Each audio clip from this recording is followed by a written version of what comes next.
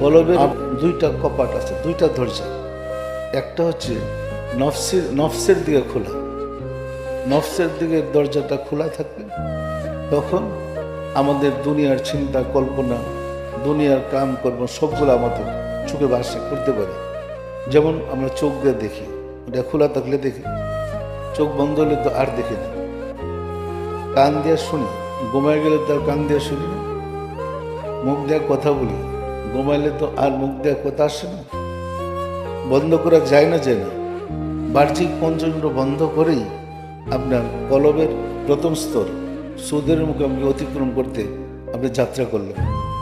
তারপরে দেখবেন অস্থির বানালে কিছু আপনি শয়তান পাইছিলেন না, এখন দেখেন সুদের মুখোমুখি শয়তান আপনাকে আল্লাহ কিছু বসতে দিবে না, সে সবসময় আপনাকে ডিস্টার্ব করবে। তখন একটাই পথ, সেটা হলো মোর্শেদের কদম ধরে আজিজ করে। মোর্শেদ যদি দয়া করে সুদের মুকামের কপাটটা খুলে দেয়, আপনি আস্তে ভিতরে চলে যাবেন নশ্বরের মুকামে গেলে তখন আপনার রহস্য জগতের দ্বার আপনার কাছে উন্মোচিত। বুঝতে কি কষ্ট হয় আপনাদের? রহস্য জগতের দ্বার আপনার কাছে উন্মোচিত হবে।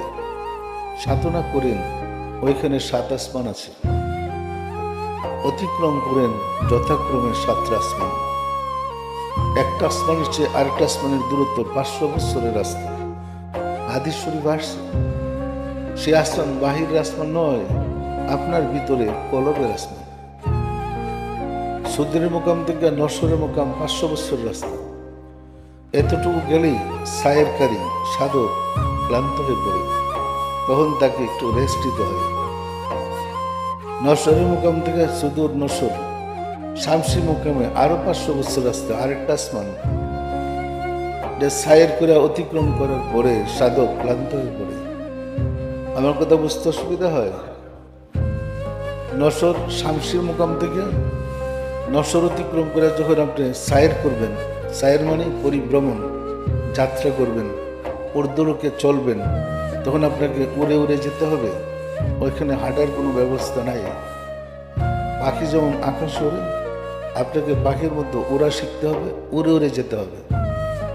যখন নশ্বরের মুকাম থেকে শামসির মুকামে যাবেন, ওইটা আলোময় জগৎ।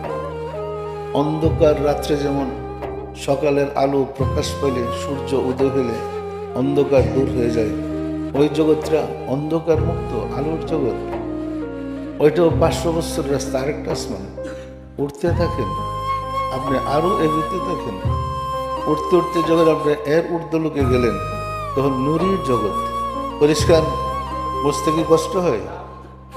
এইগুলা কিন্তু নিচের ক্লাসের, ঊর্ধ্বলোকের না। আমাদের সমাজে নাই বিদায় আমাদের কাছে বলা কঠিন হয়ে গেছে। নুরির জগতে পৌঁছলে আপনি নূরময় জগৎ। একটা ছিল আলোর জগৎ, এটা সূর্যের আলোর মতো। নূরের জগৎ স্নিগ্ধ আলোর মতো, নূরের জগৎ। নূরের জগতে গেলে দেখবেন রাহমাতুল আলামিন বসা আপনার জন্য অপেক্ষা করছে। আসো,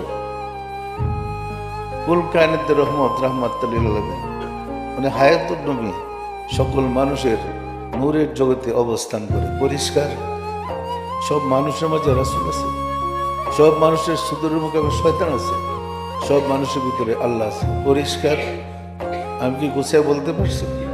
সম্মানিত আশিক রাসূলেরা নূরের যুগেতে যাওয়ার পরে আর উঠতে যান, ঊর্ধ্বলোকে যাওয়ার পরে নূরি কারবে মুকুম আল্লাহর নৈকট্য লাভের স্টেশনে গিয়ে পৌঁছলেন।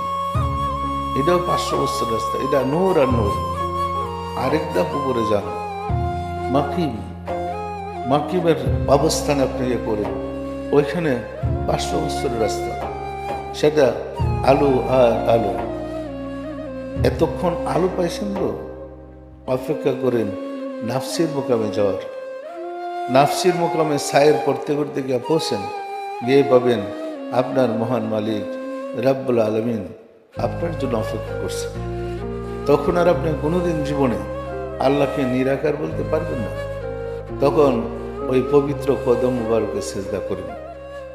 হাদিস শরীফে বর্ণিত হয়েছে, কুলুবুল মুমিনিনা আরশুল্লাহ, মুমিন ব্যক্তির হৃদয় আল্লাহর আরশ।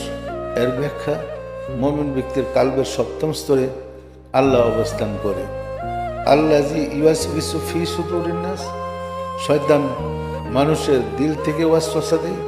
এই আয়াতের ব্যাখ্যা হয়েছে কলবের প্রথম স্তরে শয়তান অবস্থান করে।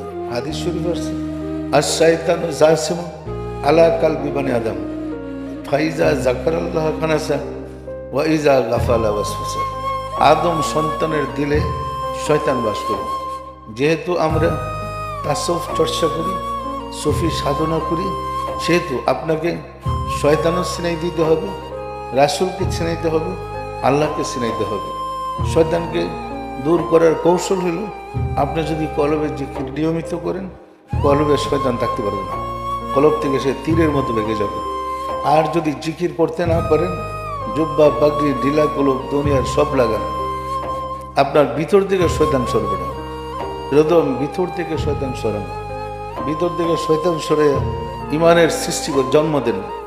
ইমানের জন্ম হলে বাহ্যিক আপনার যা কিছু থাকুক, মৃত্যুর পরে আপনি মুমিন, এটা প্রমাণ হয়ে যাবে। পরিষ্কার।